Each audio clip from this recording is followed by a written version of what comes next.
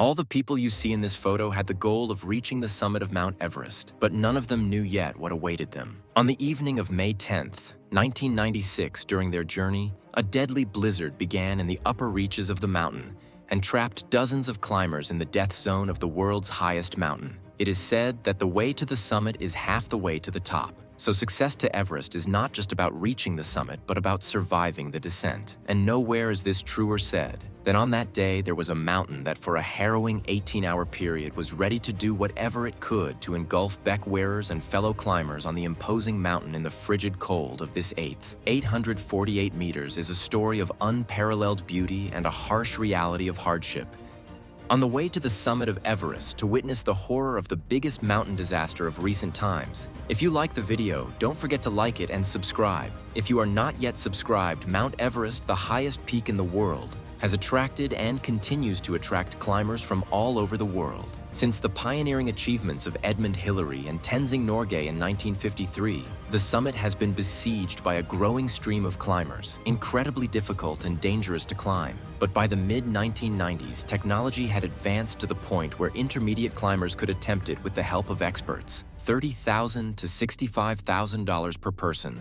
These expeditions promised to take climbers safely to the summit and back. In the spring of 1996, Everest was preparing to witness an influx of mountaineers that year. There were more mountaineers on the south side of the mountain than ever before. Mountaineers from countries as diverse as America, New Zealand, South Africa, Taiwan, and India would attempt to climb to the summit. Two of the largest groups involved in the climb were two companies called Adventure Consultants and Mountain Madness. The leader of Adventure Consultants, Robert Hall, the crowned veteran and the leader of Mountain Madness, Scott Tischer, were in good company, but they are also rivals. So when Robert decided on May 10th as the day of the summit, Scott chose the same date. In addition to these two groups, another team from Taiwan decided to go on the same date as them. This meant that there would be a large number of climbers heading towards the summit that day via the South Arm. Beck Weathers, an American doctor, was just one of these ambitious climbers who hoped to reach the summit. He had taken up the hobby of mountain climbing in his mid-30s to recover from depression.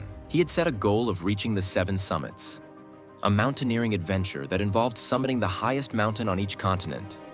And he had climbed a few peaks so far.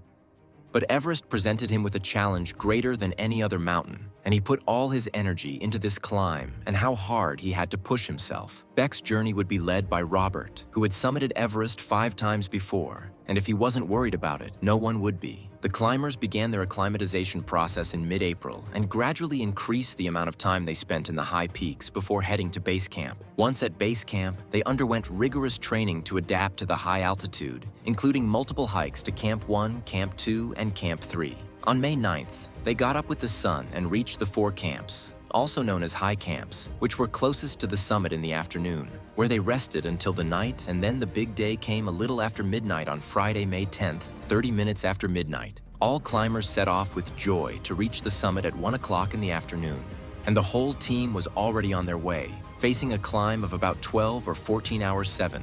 Above 924 meters in the so-called death zone, survival is a race against time, to say the least. Every sufferer had 2 spare oxygen cylinders, but they knew they would run out of oxygen in the afternoon, which meant that once they reached the summit, they had no choice but to descend in no time. The climbers had made some progress, and when they reached a steep slope, they immediately encountered a problem. The fixed ropes that would pull them up were not ready. The lines were late to dry ahead of time, so they had to wait for an hour and a half while the ropes were being installed. In addition, the lack of experience of some climbers was among the problems that slowed down the progress. The lack of experience of some climbers was also among the problems that slowed down the progress. Time is everything when you are at such a high altitude. In this situation, some of the climbers decided to turn back because they were afraid that their oxygen would not be enough. For the rest, the summit climb continued after the ropes were installed. The report set a return time of 2 p.m. for the climbers to return, whether they had reached the summit or not, because if the summit was reached later,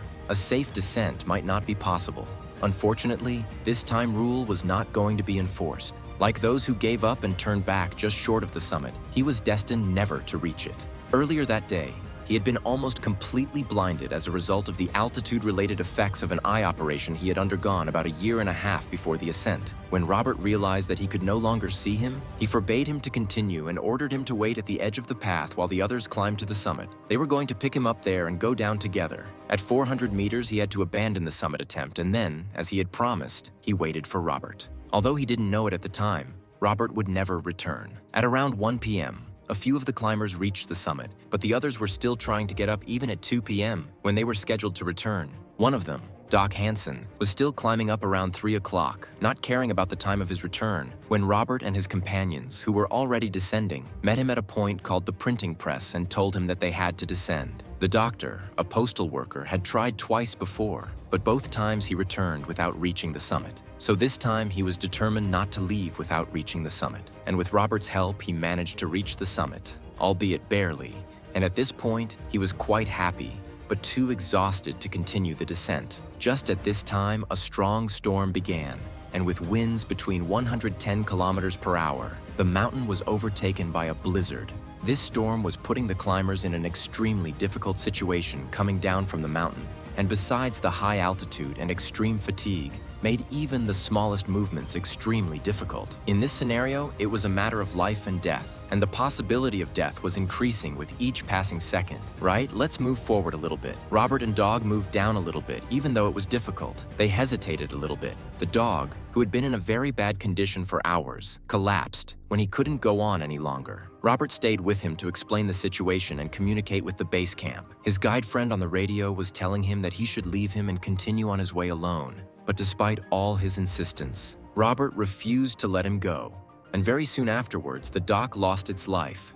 So the body of the Roberts who stayed with him was about to collapse due to lack of oxygen. He was too weak to make much progress on his own, and unfortunately had to turn back due to a second storm like the rescue that had set out for him. So almost a day later, he too succumbed to the cold and died. His body is still frozen beneath the south summit today. At 5 p.m., someone from another group came across Beck on his way down from the mouth. The leader of your group told you that Robert was stranded up there and that he had to come down with him. But even though he knew he had to accompany him back down, he chose to wait for one of his own team, a decision that was the biggest mistake of his life. It took about 10 hours for him to realize that he had gone wrong. Since he was alone up there, he had no choice but to wait until someone passed by again. Many climbers had to tumble down because the storm closed all the ropes that had been placed and all the roads that had been opened on the way down. One of them, Michael, was the guide, and he took Beck, who was on his own, and they set off for the tent for the night. But as dusk fell, the storm intensified and visibility dropped to 0, and they were stranded on a hillside before they reached their camp. They had no choice but to hug each other and pray for warmth. Meanwhile, Beck lost the glove on his right hand, and it began to freeze. In the middle of that night, the guide of another group came across Beck's group, and although the guide took Beck's other friends, he did not take them with him because he thought that Beck might have died when he saw that he was motionless and frozen. The next morning, the company informed Beck's wife of his death,